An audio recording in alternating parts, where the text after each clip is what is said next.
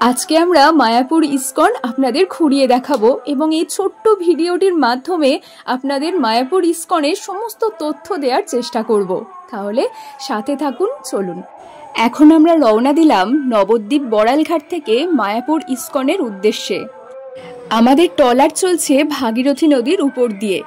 কিছুটা এগোলেই আমাদের চোখে পড়বে ভাগীরথীর ঘোলা জল, আর সামনেই এটি হলো জলঙ্গি নদী। জলঙ্গির কালো জলের মিশ্রণ, মানে এত সুন্দর লাগছে দুটো নদী চোখের সামনে দেখছি, একটা ঘোলা জল একটা কালো জল। দেখুন, আমি ছাড়াও অনেকে দেখার চেষ্টা করছে। এই যে দেখতে দেখতে পৌঁছে গেলাম মায়াপুরের ফেরিঘাটে।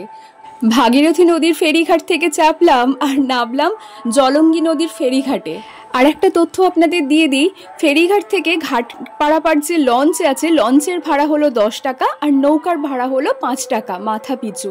দেখতে দেখতে আমরা মায়াপুর ইস্কনের মেন গেটে পৌঁছেও গেছি। আর আমাদের সামনেই হলো বিশ্বের সবচেয়ে বড় মন্দির, চন্দ্রোদয় মন্দির, যেটা 2026-এ শুনছি ওপেনিং হবে। মেন গেট থেকে প্রবেশ করলেই আপনারা দেখতে পাবেন ডান হাতে খাবারের কুপন দিচ্ছে বা টোকেন দিচ্ছে। ওইখানে অবশ্যই দুপুরের খাবার টোকেনটা কেটে নেবেন। আপনারা চেষ্টা করবেন 10টা থেকে খুব বেশি হলে 11টার মধ্যে চলে আসার, না হলে কিন্তু আর টোকেন পাবেন না। এইখানে ভোগের কুপন বিভিন্ন দামের থাকে, যেরকম 40 টাকা, 60 টাকা, 80 টাকা, 100 টাকা, 120 টাকা, 150 টাকা। আপনারা যেটা চাইবেন সেটাই পেয়ে যাবেন।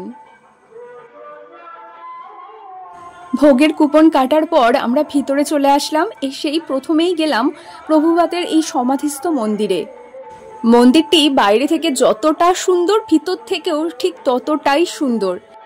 মন্দিরের ভিতরটা দেখাতে পারলাম না, কারণ ভিতরে ফোন ক্যামেরা কিচ্ছু অ্যালাউ নেই। জুতো, ফোন, ক্যামেরা সব বাইরে রেখে তারপরেই মন্দিরে প্রবেশ করতে হয়। ভিতরে মন্দিরটা তো দেখার মতনই, এছাড়াও মিউজিয়াম রয়েছে ভিতরে, কিন্তু মিউজিয়ামে যাওয়ার জন্য আপনাদের এক্সট্রা টাকা দিয়ে টোকেন কেটে তারপরেই যেতে হবে, নাহলে যাওয়া যাবে না। এছাড়াও কিছু কথা আপনাদের বলা হয়নি, যেমন ফেরিঘাটটা পার হওয়ার পর আমরা কিন্তু ফেরিঘাট থেকে 10 টাকা টোটো ভাড়ায় মায়াপুর ইস্কনে চলে এসেছিলাম। আপনারা চাইলে 10 টাকা বাস ভাড়াতেও আসতে পারেন, আবার 10-15 মিনিট হেঁটেও চলে আসতে পারেন। যেহেতু আমরা গরমকালে গেছিলাম, তার জন্য হেঁটে আসা সম্ভব হয়নি, তাই টোটোয় এসেছিলাম।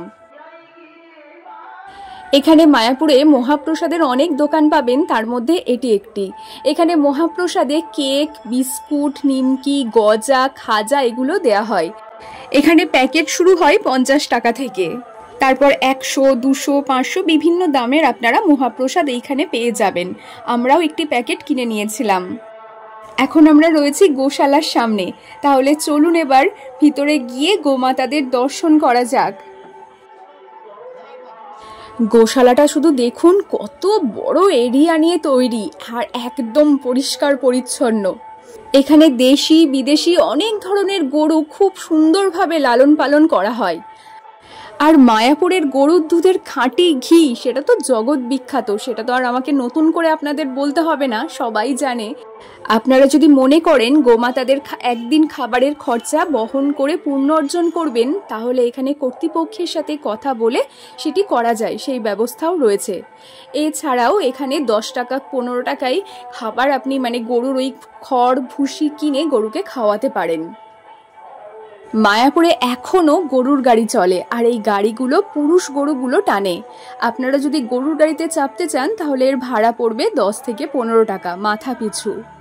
আচ্ছা, এবার বলি এখানে এসে থাকবেন কোথায়। এখানে মায়াপুরের ভিতরে বিভিন্ন ভবন রয়েছে, আপনারা চাইলে সেই ভবনগুলিতেও থাকতে পারেন।